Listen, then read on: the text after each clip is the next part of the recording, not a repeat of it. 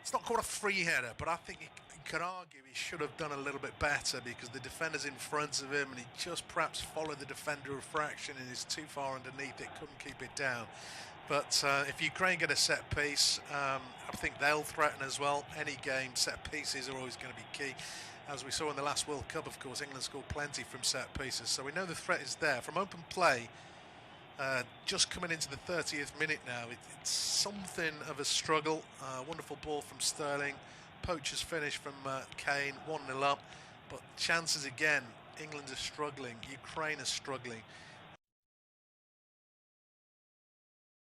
The Stadio Olimpico is a bit of a chess match. England have the lead and they managed to weather a little bit of a storm from the Ukraine, and now England just struggling to create chances. Jadon Sancho's looked out of sorts, trying to get into the game. We have seen England trying to attack. They look sure a good cutback, but to nobody in the box. Sterling had a shot blocked, and we've just seen the Kane header over. It's a game by margins, I think. Yeah, the problem for arguably Sancho is Walker is not getting forward at all.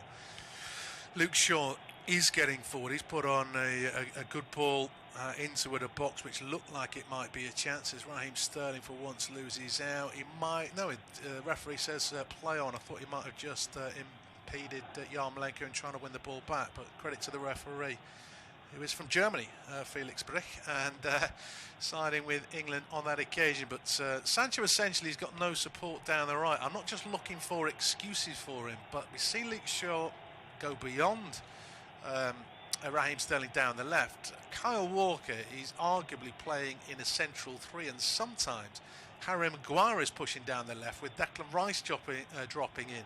So it's Stones, Rice and Walker. Walker hasn't got forward at all in this game as yet, although he did just take that throw in high up the pitch. His first thought is to come back into a defensive right back position.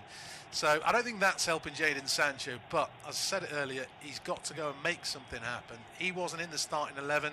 He's got to go and prove why he should be in the starting 11 by making things happen. Yeah, he sure does.